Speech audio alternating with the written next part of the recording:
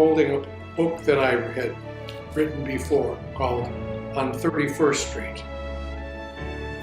At this point in my life, I look upon it with a great deal of interest. Did I really live on 31st Street? Did I really grow up working in a store with my dad? When I was growing up, I was essentially a very happy little boy.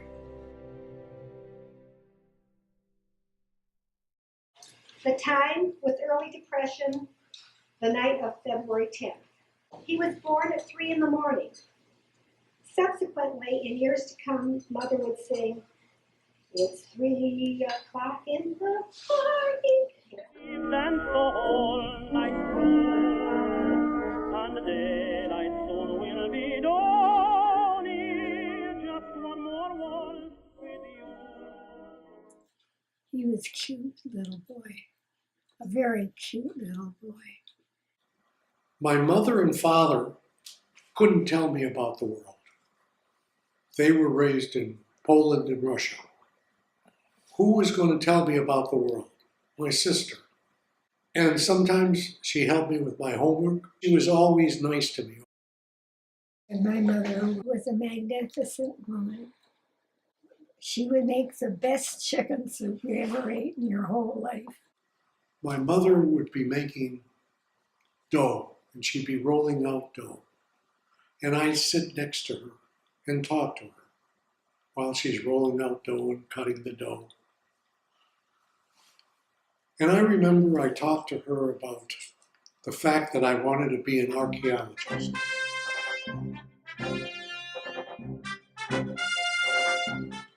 That I wanted to find a tomb of Tutankhamun.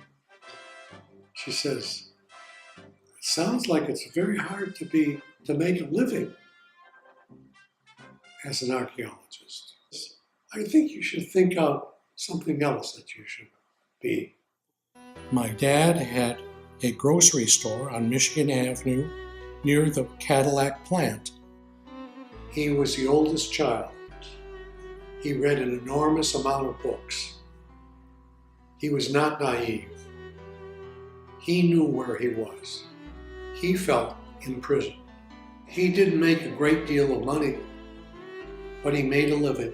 Most of the time I would be talking to my father in the store. We'd talk about his time in the Russian army. Sometimes I was in the back of the store making a fire so we would be warm. Some of the time in the store I'd be opening up a can of fish for the cat, which I loved, and my mother and father detested, but we had to have a cat because it kept out rats. I had a good life though. I went to school. And they were playing cops and robbers. So the guy said, "Bang, bang," the other kid, "Bang, bang, you're dead." He says, I'm not dead. I'm a little bit dead. I went to school with a friend of mine, Leon Cohan, and I loved walking with him and talking to him. Bob and I have been friends for over half a century, and that is a long time. We both grew up on the Lower West Side of Detroit. We lived in these modest circumstances, but we lived a very magical life. We traveled in our dreams. I've told this story lots of times about the time I was walking with Leon, and suddenly somebody jumped Leon and said that he killed Christ. And I said, and Leon said, "Who's he?"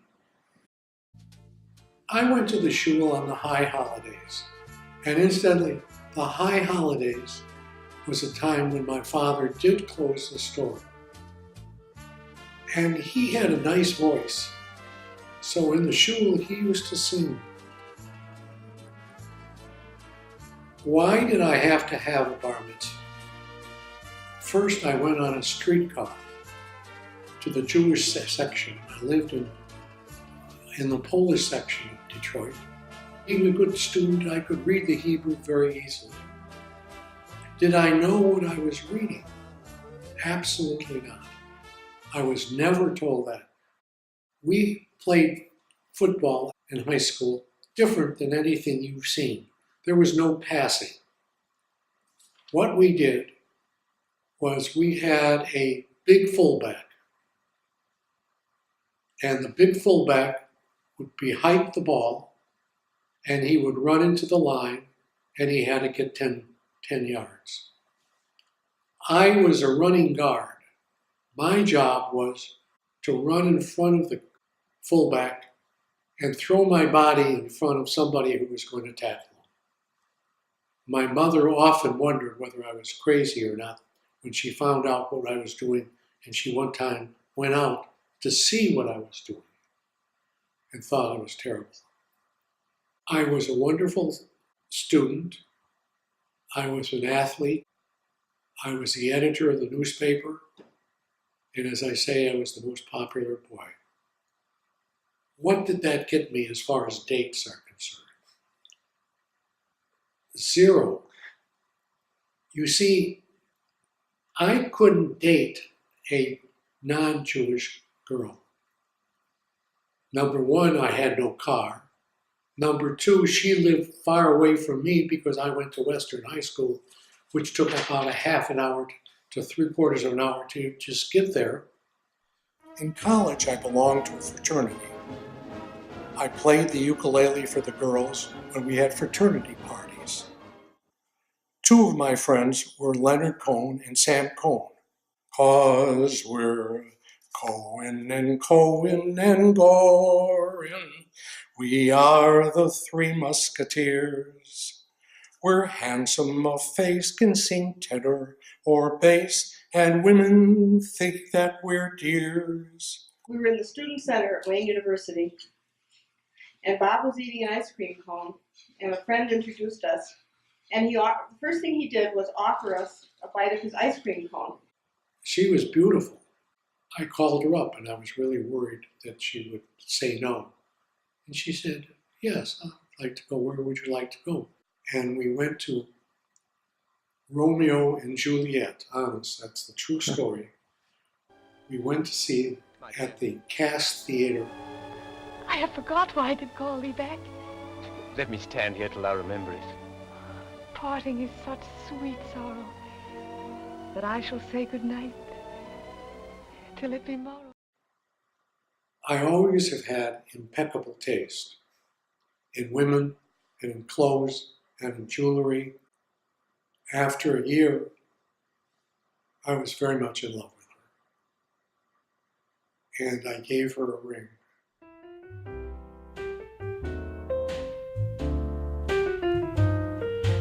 Give me a kiss to build a dream on, and my imagination will thrive upon that kiss. Sweetheart, I ask no more than this, a kiss to build a dream on. Give me a kiss before you leave me, and my imagination will feed my hungry heart. Leave me one thing before we part, a kiss to build a dream on.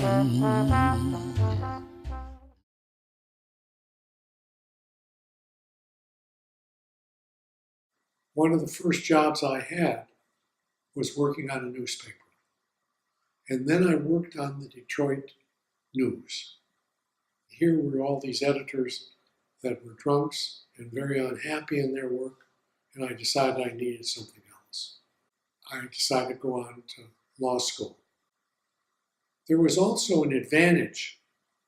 If I went to law school, I could go on to school for another 3 years, and I wouldn't be called into the draft.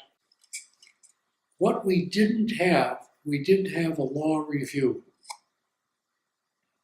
And I recognize the fact that if you don't have a law review, you don't get good jobs. Since I had edited newspapers, I went to Boaz Siegel, who taught contracts. And I said, look, I could put together first what's called a journal. I could put together a law journal and it could be developed into a law review. And I'm very happy to say I brought the law review into Wayne University.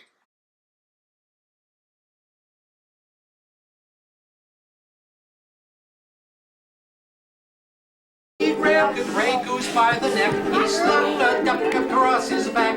He didn't mind the quack, quack, quack, and the legs all dangling down. Oh, now everybody! Skinnamarink-a-dinky, Skinnamarink-a-doo! I love you, honey. I love you. I want your money.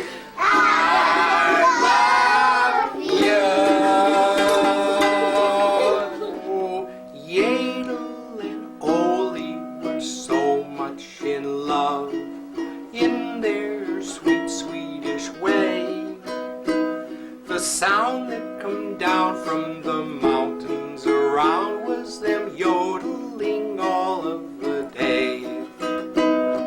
Holy, oh holy, I love you, honest I do. Yodel, yodel, I love you too. Yodel, I love you so. Where'd I put cell phones out of sight? Can't remember where my ass is or where it was last night. Rain's on vacation, it's sink that's on a cruise. I've got the lost memory blues.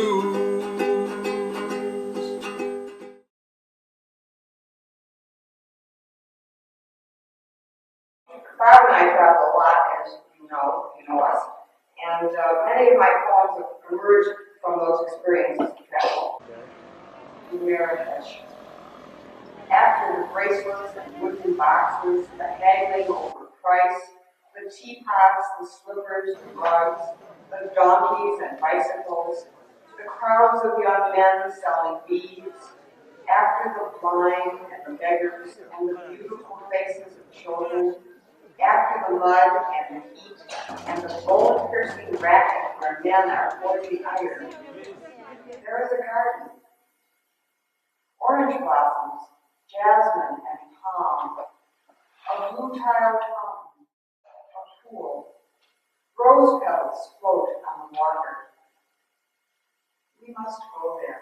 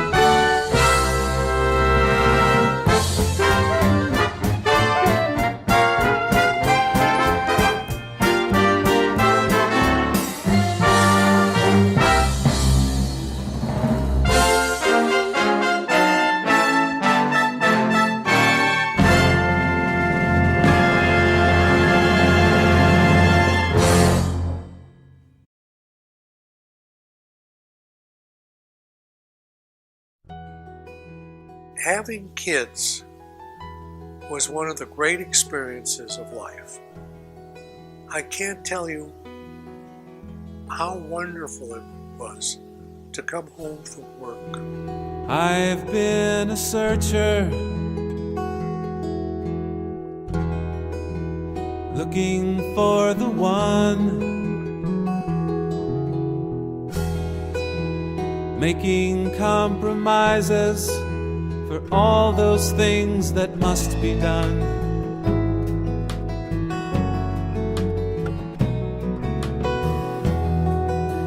It seems not so long ago I was on my daddy's knee, and now I hold this little child, and he is looking up at me. And though my dreams haven't died, I have made my commitment to a way and a life that I never have known. And though my youth isn't gone, I have seen my replacement in the eyes of a child I call my own. Who is this little one? What will he be? And will I have the answers to the questions he'll be asking me?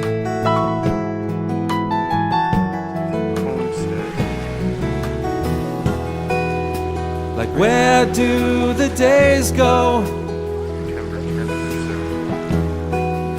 What happens in the night? How can I tell the difference between what's wrong and what is right? And though my dreams haven't died, I have made my commitment to a way and a life I never have known. And though my youth isn't gone, I have seen my replacement in the eyes of a child I call my own.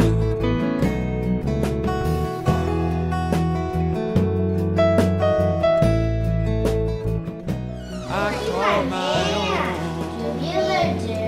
Where's my ketchup? Yeah. I call Mostly I've been in the laundry room. You've been in the laundry. Or the kitchen. Or the diaper changer. I am a father. Stop singing now.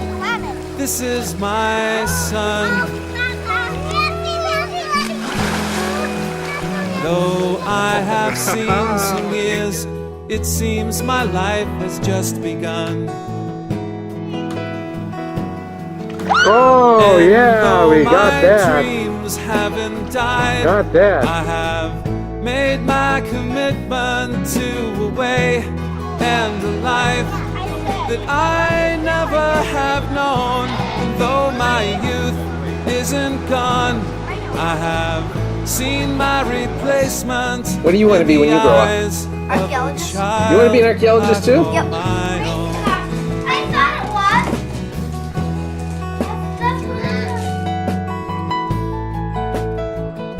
I call my own. I call my own.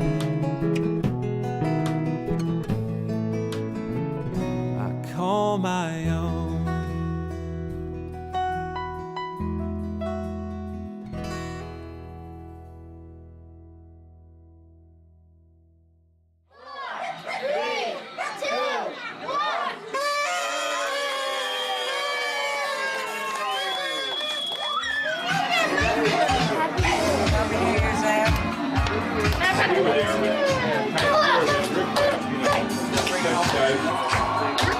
Happy New Year.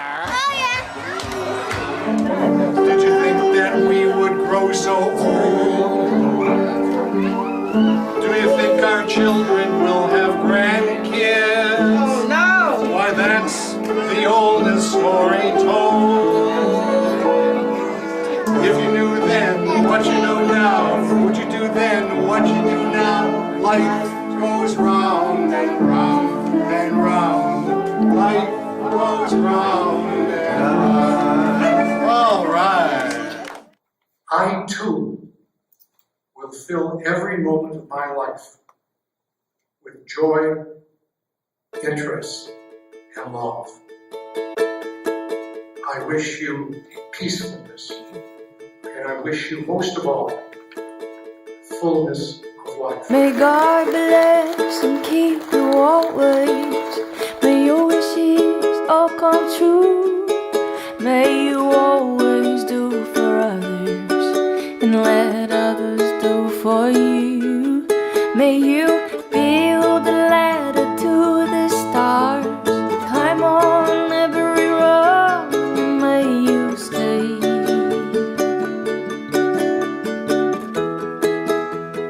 forever young, forever young, forever young. Oh, may you stay forever young.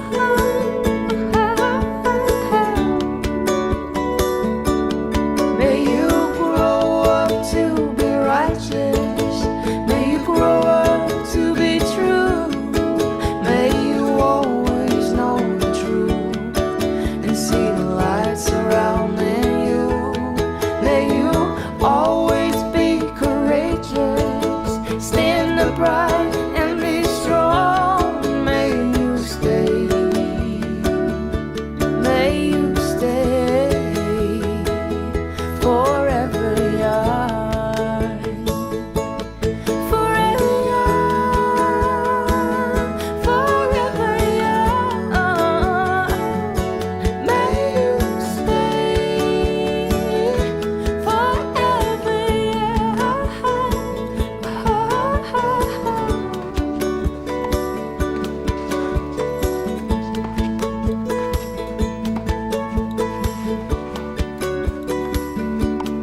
May your hands always be busy. May your feet always be swift. May you have a strong foundation when the winds of change shift. May your heart always be joyful. May your song always be sung. And may you stay. May you stay forever young. Forever young. Forever young. May you stay forever young. Once more. Forever young. Forever young. May you stay forever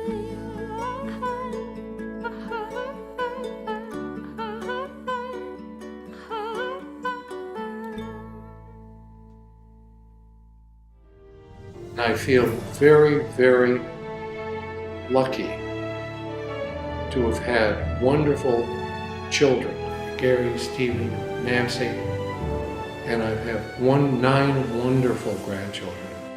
At the age of 85, I'm still playing some tennis, I'm still reading, I'm still writing, I'm still singing songs. What could be better than that?